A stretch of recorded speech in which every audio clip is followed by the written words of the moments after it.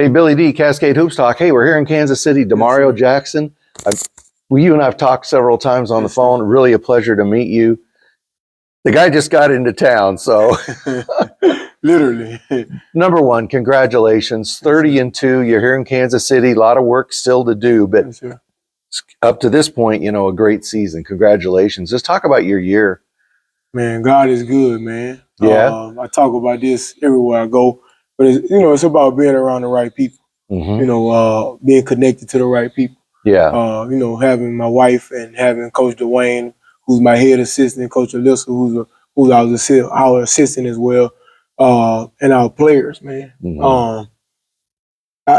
We'll be sitting here till tomorrow to just explain the challenge, that all the challenges they've accepted all season. Mm-hmm. It's no surprise to us that we're here. Yeah. That was the expectation, especially after what happened. After some things that took place last season. But the expectation was to get to this point, along with getting past this point too. Our guys know the task at hand. They know the goals that we have set, and they understand what we need to do.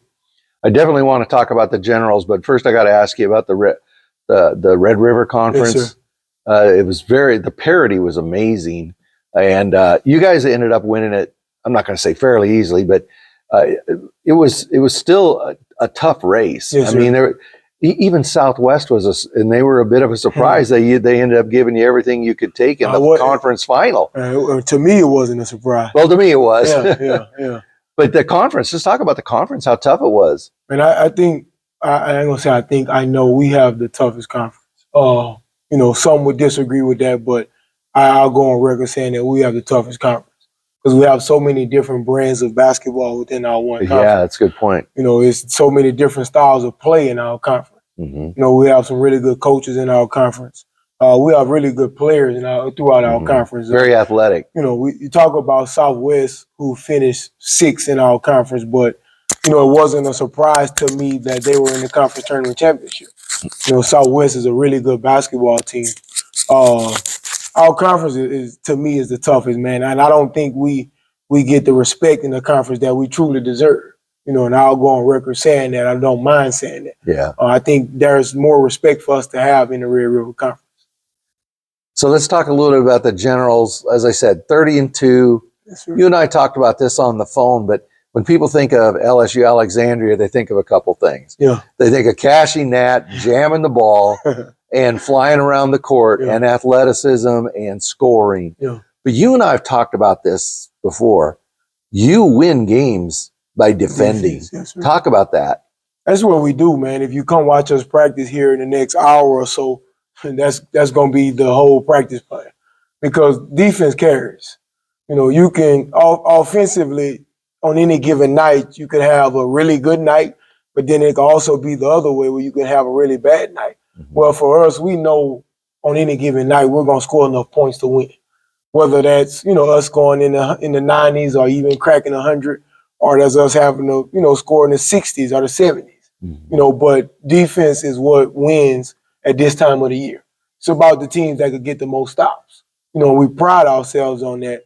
We talk about Cash, man. What you all see from Cash in the game, we get a chance to see that every day. Yeah. Alongside with the players that he has playing on side of him, the Elliot McQuillans, the Isaiah Howard, the Jakeem Abney, Jordan DeQueer, Caleb Pouncey, Terrence James, Isaiah Howard, Xavier Smith, Jason Perry.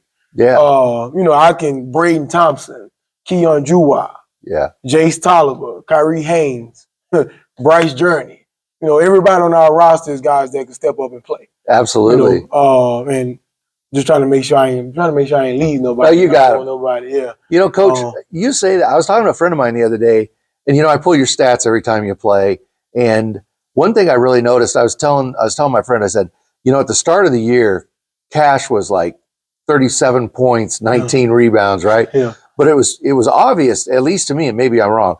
It appeared to me that you guys pulled back and said, we need the whole team needs to do the scoring here. And there was a change that came about early in the season where EJ EJ started scoring more than some other guys. Jakeman, Jakeeman. Yeah. I'm sorry, I apologize. Yeah, it's good. I've mispronounced his name all season, and I apologize. Yeah, it's all good. It's all good. But was that a purposeful thing you guys did, or did it just happen kind of organically? I say it probably was a little bit of both. Yeah. A little bit of understanding that some things needed to be done a little better offensively for us, kind of spreading it out a little more, but still keeping that edge on Cash, understanding that what he needs to do. But like it was more of a balance, kind of some things strategically and some things kind of fell into place. And what people don't understand about Cash is one of the most selfless young men that I've ever been around. Especially when you have that kind of mantra about yourself. Where you can walk in any gym you walk in, he's that guy. Yeah, everybody's gonna go, hey, yeah. That's Cash now. Right. Yeah. But Cash is more excited for his teammates than he is himself. So that's what I mean when I say he's one of the most selfless young men that I've ever been around in my life. Because he's as excited as he is for himself, he's just as excited for the next player on our team to have a night or to go do what it is that needs to be done for us to win. Cash is just all about winning, man. Yeah. Whether that's him not scoring at all, whether that's him having to score 36 or whatever it is, for us to win. That's what it comes down to for that young man and for all of our team. So you had to go through a tough conference tournament. Yes, sir. And then you in the round of 32, you had to play Nelson, a really well-coached team. Just talk about your road here to Kansas City. Oh, man. I mean, as you talked about, for the second year in a row, we've been blessed to win the regular season in the Red River, to me, which is the toughest conference. We've been blessed for the second year in a row to win the conference tournament. That's not easy, man. No, it's not. That's not easy because, in tournament play, man, teams get hot. Sometimes focus is not where it needs to be. But, for the last 2 years, we've been blessed to have young men that understand the goals. We write 3 goals on our board to be regular season champions, conference tournament champions, and national champions. So to have the young men that we've had in the previous 2, this year and last season, understand the goals at hand, it's been amazing, man. But, moving on to tournament play, having to play Stillman. Stillman is a good basketball team. Yes. They're well coached.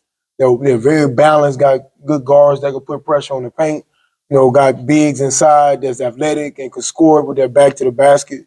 And that game got close, man. It was 2-point game at one point, I believe. Excuse me if I'm wrong. And then being able to pull that game out and win. And then you play Nelson, who to me is one of the better teams in the country. Well, anytime you're playing a Delton Deal team. Right. Anytime, right? Coach Deal, who's one of the better coaches in the country. Yeah. They got CJ Hall, to me, who's probably one of the best players in the country, especially at our level. So, that's tough, man. And for our guys to lock in and win that game. And there was some extra motivation there, man. We played them last season and they embarrassed us. They beat us pretty good. So there was definitely some extra motivation there. But nothing has been easy for us all season. We've been at the top of the food chain all year. So we've been top 3 or 4 pretty much all season. So, and when you're at that point, everybody want to just be able to say that they beat you. Yeah. So you definitely had that mark on your back all year. Right. Yeah. So every night you have that, that X on your chest where everybody trying to say that they beat you, So that's a certain level of focus that you have to have going into the different gyms and playing the different opponents.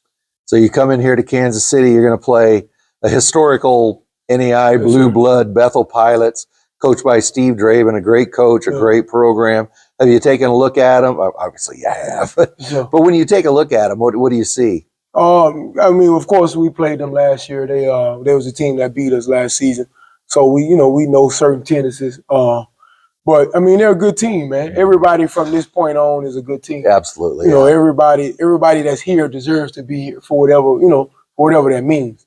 But there's some things that we got to be well on. For us, man, it starts defensively. That we have to be where we need to be defensively, regardless of who we're playing. Yeah. It don't matter. The opponent doesn't matter in terms of what we need to do as far as making sure our focus and our execution on both ends is where it needs to be. But we've taken a look at Bethel. We know some things, but course we won't. No, I'm not asking you to give away the secrets. Yeah. You know, before I let you go, I know you're going to head over here and practice real soon. You know, I know family and especially your wife, really Yes, important to you, big part of where you're at. Just talk about what that means to you, how you know, life is bigger than basketball, Yes, right? And you have a good feel for that, I think. Yes, sir. Man, I always give God his credit, man. I thank him for putting me around the right people. You know, the right people that's around me are family. You know, does it always mean it's blood? No, but you know, it's about being around the right people. It's about being connected to the right people. You know, because there's this saying that says, "Show me your serpent, I'm gonna show you what you are, where you're going." You know, so for me, you know, I try to put myself around family and loved ones that can enhance me to be a better person. Yeah. And you know, I give a lot of credit to my wife, Coach Dwayne, Coach Alyssa, my mom, my brother, everybody that has just played a part in my life up to this point, man. I thank them so much for helping me get to where I am right now. It's a big part of where you're at. Yes, sir. Yeah. Yes, sir. And without it, man, it's hard, you know, because our culture of our program is it's a family environment. You know, so how you do anything is how you do everything. See that I wanted to, before I let you, I said before, but No, this is good. the last question, because you and I have talked about this before, and I was really super impressed by it. Is what you were just starting to talk about. You don't just focus on these guys with basketball. It's how you talk. You said it's how you go to class. It's how you dress for class. It's how you prepare. It's how talk about that. We have a you know, a little culture rule in our thing that if you go through our classes, our guys sit in the first 3 rows. They have to be prepared. I'm sorry, I'm telling you in the wrong order. They have to be on time. They have to be prepared. They have to be engaged. You know, so tying into the basketball side and tying into how you do anything is how you do everything. If you're lazy in the classroom or if you have lazy tendencies just in your lifestyle, I could show you somewhere in the game of basketball where you're lazy at. Well, if you attack the classroom with the way that you attack the game of basketball or the things that you love, then I could show you where it can take you. You know, you can't say, well, I'm disciplined in basketball, but I'm undisciplined in the classroom or in the community. Yeah. You know, if you undisciplined, you're undisciplined. You know, being disciplined is a lifestyle. It's just the way you do things. You know, it's not a switch. You don't turn discipline on and off. You either are or you're not. Yeah. See, first time you told me that, it really clicked. I think you explained that better than anybody I've ever heard. And it's really important to you. I can tell when you talk about it. We pride ourselves on being disciplined and being tough. Those two things every day, not just in basketball, every day give you a chance to win. You know, whether that's you being a professional athlete or that's you being a chemical engineer or that's you being whatever it is you want to be, you have to be disciplined and you have to be tough because it's some things along that line that you're going to go through that you're going to need some self-discipline to carry you, and then you're going to need some toughness to get through that adversity. But that's what we talk to our guys about, man. Just, you know, of course, it comes off in the basketball terminology, but it's just applying these young men because everybody's not going to play pro. Right. You know, if you got 15 guys on the team, you'll be lucky for 3 of them to go play pro. Oh, yeah, lucky for 3. You know, but it is something called being a professional. What you're doing is a pro. It's professional. What I'm doing is professional. Right. So you're getting ready to be a pro at something. And whatever you do. Whatever it is you do, you do it with a championship mentality. Dimario, I really appreciate you giving me a few minutes. Sure. You're going to head over to practice. Yes, sir. I can't wait for the games to begin. It's Tuesday, but it's going to be soon. Yes, sir. Thank you.